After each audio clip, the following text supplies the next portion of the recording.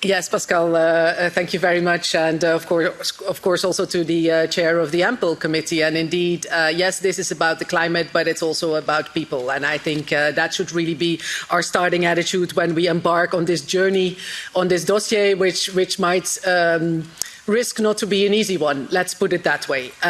We have put forward, David Casa and I would like to thank David for his cooperation until now. We have forwarded a proposal that does a number of things. What we do is to make sure that, yes, there are many measures dealing with the climate, good measures, I think, in the proposal of the European Commission, but we also want to make sure that the money, we can only spend €1 once, lands with the right people. And there, I think we need some strengthening of the report or of the proposal of the European Commission, also in the regard of transport poverty and energy poverty. Those are two concepts that the European Commission does mention in terms of they should be addressed. But we would like to know from the member states, you know, how big is this problem in your member state, transport poverty, energy poverty, and how do the measures that you choose to pick from the menu, that is the Social Climate Fund, how do they actually address this problem of energy poverty and transport poverty? So we would like member states to report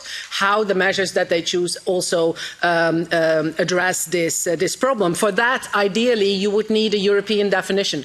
Currently, we're working on the basis of 27 national definitions. And since this is a European fund, it would make sense to also define this in a European way. I already mentioned we want to make sure that money lands where it is most needed. Yes, that is, for example, in social housing, when it comes to insulation, climate proofing your house so that your energy bill in the end will actually go down, or your heating bill. But it's also in privately owned housing. This week, research came out in the Netherlands to show that 1 in 5 households are currently not capable of making the investments that are needed into their house to go up in terms of energy proofing their house. And I have a first question to the European Commission, something that we found when we were looking into the real implications of the Green Deal socially and how to address them best, is the fact that those in private rental housing risk, not being addressed by this fund, because normally when you look at rental law in the member states, it is the home owners that should be making the investments, yet it is the occupants that actually suffer from badly insulated houses. And how does the Commission suggest that we can bring on board also this group of potentially vulnerable families, enterprises, and as far as we as co-rapporteurs are concerned also SMEs. We don't want this group to be left behind, so to say, in the Social Climate Fund. What do we do in terms of the size of the fund? We say that it should be at least the 72 billion proposed by the European Commission. Co-finance, of course, that would be 144 billion euros. So if ETS2 would generate less revenue than those 72, the money would have to be found elsewhere. But I have the impression, and the Commission has indicated on various occasions, that the expectation is that at a certain point, ETS2, as proposed by the Commission, may generate more than is currently needed or proposed for the Social Climate Fund. This is something that we will have to discuss among the shadow rapporteurs. My general feeling is if you create a system that really directly impacts on citizens, they will feel the impact of ETS2 when it comes to driving a car, a traditional one, or heating their house, then all the money generated by such a system should in one way or another be channeled back into citizens. And therefore, I would like to hear from the European Commission, what do they expect? Is it true that more will be generated than the 72 billion needed in their proposal, of course? And how much more? Our proposal, David and mine, is in any case that if more is generated, the fund should be automatically, of course, accordingly growing in size.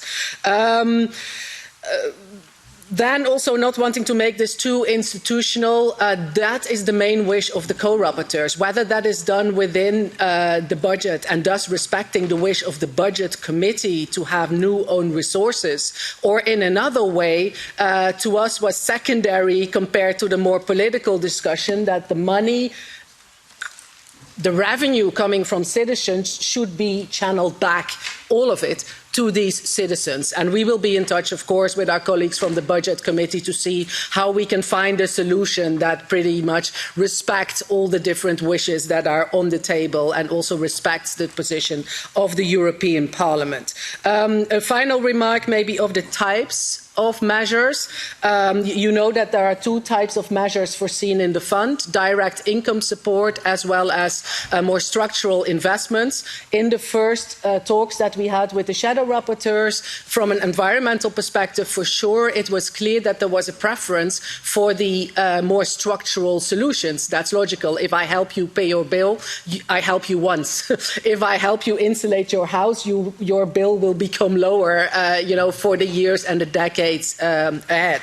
We therefore propose to limit the direct income support to 25% of the total envelope and to the first 3 years of the period that the Social Climate Fund will run. Why? Because in the first years you will not see a big impact of the investments yet, the structural improvement, and therefore it is justified to have that direct income support, but we want to focus on the more structural measures. We therefore also propose to increase the national co-financing for the direct income support, but lower it for the member states that are eligible to modernization fund support, so the member states that are under a certain level of EU GDP, to lower their national contribution for the more structural investments. We know that some issues might be hotly debated within the team of shadows. The link to ETS2, of course, being one of them. It would be hard to foresee an easy way to agree with Council on alternative sources of finance, which is why I was keen to make sure that if there is a surplus in ETS2, it would for sure go to a then bigger social climate fund. We know the issues where, together with the shadows, we have work to do. We also know the ones where we pretty much agreed, like focusing on the structural investments rather than the direct income support. And let me finish with that our wish is, of course, that this money, even if it comes far away from Europe, really lands with the citizens that need it most. And therefore, it should also be clear who is paying. So there's a proposal to make it clearer that this is European money, even to the extent that if member states time after time refuse to declare the fact that it is European money, there should be a deduction of 5% in their fund. Sounds a bit tough, but fair enough. I think the fact that this is European money should not only be known in national ministries, but also to the citizens who benefit in the end. Thank you very much. Thank you.